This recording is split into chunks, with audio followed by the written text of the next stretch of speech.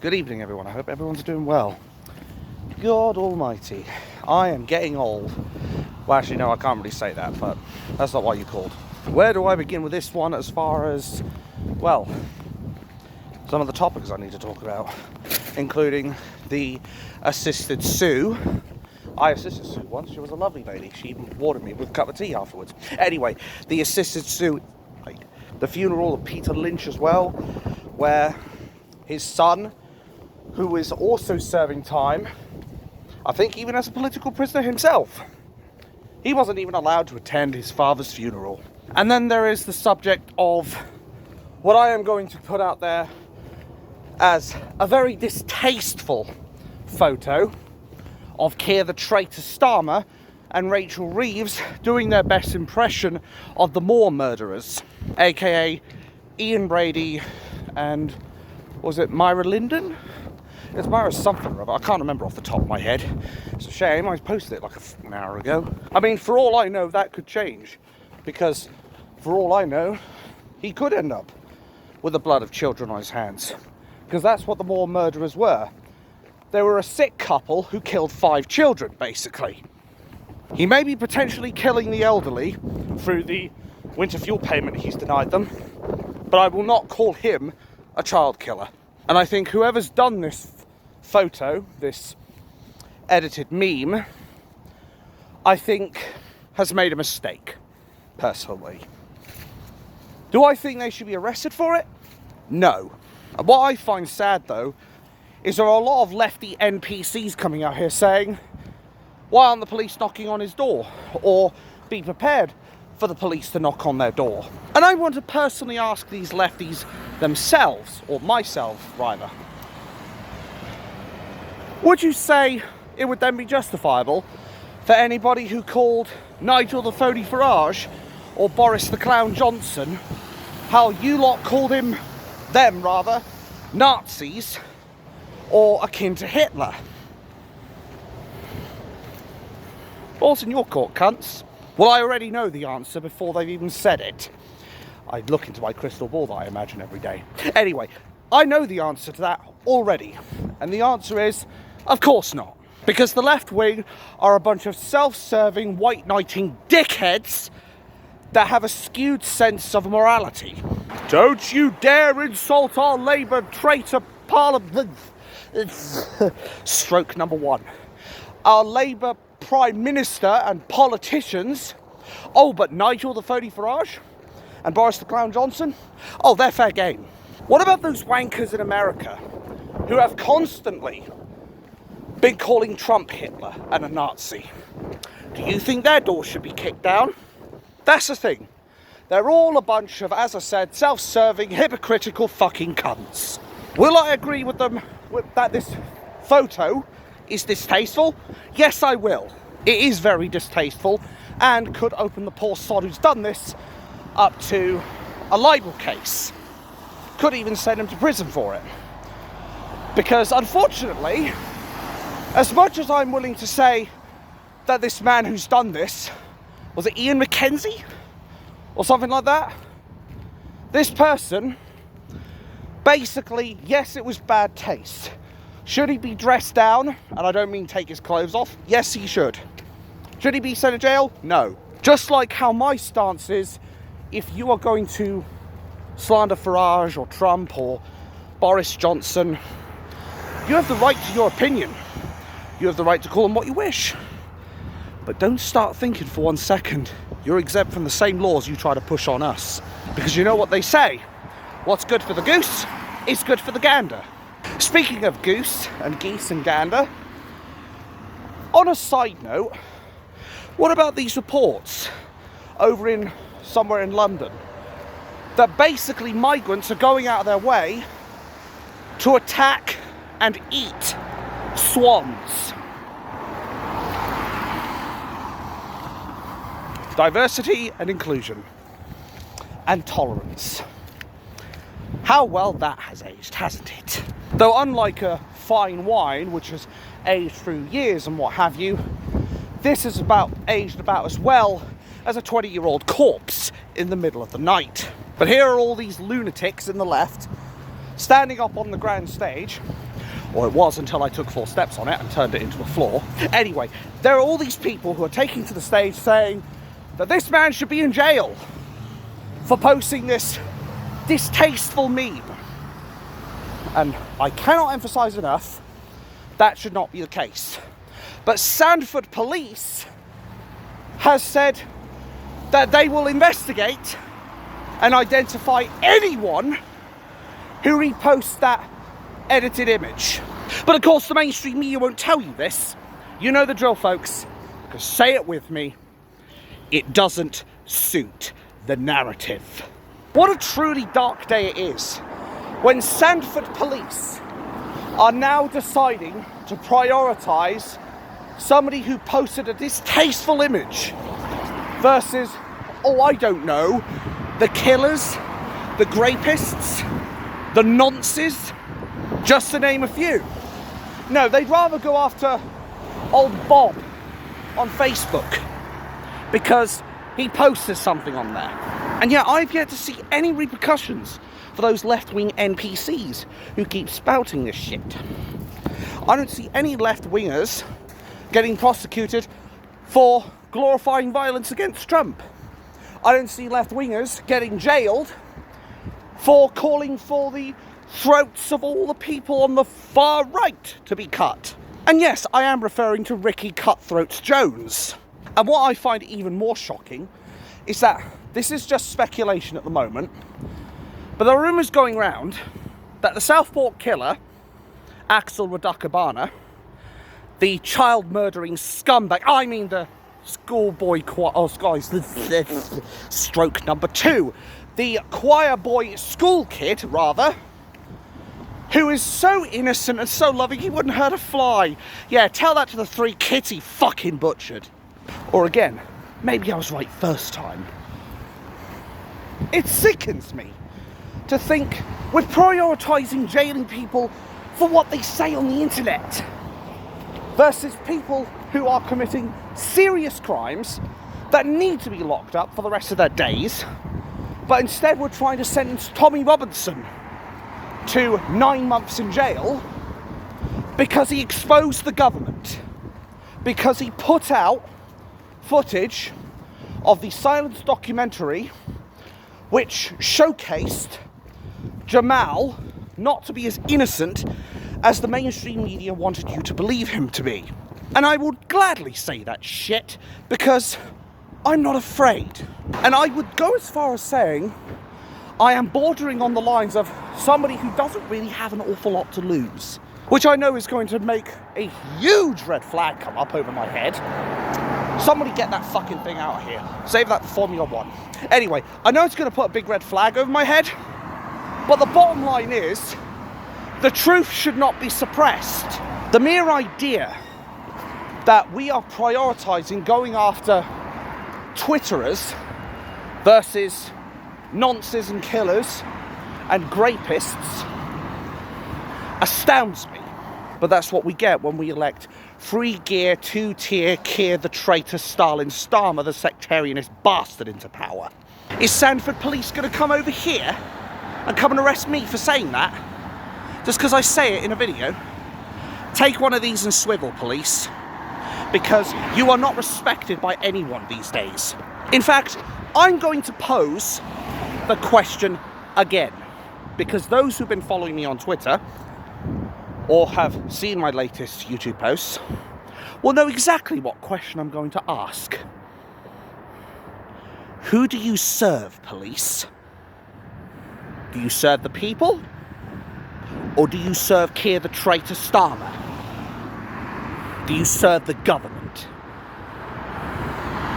If you've got the balls, whether up here or down there, or in my case both, feel free to give me a message. Because I am more than willing to listen. But I'm not going to be silenced by Keir the traitor Starmer or his Stasi. And as I said, as much as that photo of Ian Brady and Mira Linden and having Keir the traitor Starmer and Rachel Thieves' face on them is distasteful, I do not think it should be a crime. If you want to take him to court and settle this over libel and slander, that's one thing. But don't dare put him in prison for it. Because if you do that, you better start arresting all the fucking pricks who've gone out of their way to call us Nazis, who called Nigel and Boris Johnson Hitler. Because that will be the precedent you will be setting. You will be setting a precedent where we can't even debate, where we can't even talk, where we can't even do anything on the fucking internet that you let the cat out of the bag out of. But that's something the mainstream media are not going to tell you. Now, as far as Peter Lynch's son is concerned about this funeral, I honestly wish I could have been there, but I do have to make sure that I have a means to stay alive. I need a house, I need food. I know I look like I have plenty as is, but I need to be able to sustain. Otherwise, I'm not going to have a phone, I'm not going to have a computer, I'm not going to have a house, I'm not going to have food, and basically this is going to end. But anybody who's watched this channel long enough will know that if I've got the finances to spare, I'm more than willing to step up for my country. This is not me sitting here with a begging bowl saying, please sir, spare some change. This is merely me saying, I have to prioritise making sure that I have somewhere that I can call refuge. But back on point, Peter Lynch's son was not allowed to attend this funeral for Peter Lynch, God rest his soul. A political prisoner persecuted by Keir the traitor Starmer for exercising his democratic right to protest. He was arrested for shouting at police and saying things that the poor sensitive soy boys and girls in the illegal immigrant camp didn't like. When a lot of these people coming into our country are usually coming from their third world shitholes to turn our country into a third world shithole. But again, media won't tell you that. Why is it his son is being denied that right? Just like Tommy Robinson was denied the right to go to a friend's funeral who had died of a drug overdose. And bear in mind, he was in jail at the time for mortgage fraud, and they said, you're not allowed to contact the EDL. In the meantime, a case has gone to the Supreme Court about whether transgender women are actually women. Last time I checked, there are only two genders, and whatever sex you were born as is whatever sex you are. I will be holding my own minute or two of silence when I get home for Peter Lynch, as I obviously can't do it in this climate, can I? But I will be paying my respects in my own time. Because after all, people like Peter Lynch are heroes, martyrs even, who are being wrongfully stabbed in the back by a party full of traitors in the houses of treachery. I mean Parliament. Or maybe I was right first time. It's time that we sent a strong message to Keir the traitor Starmer.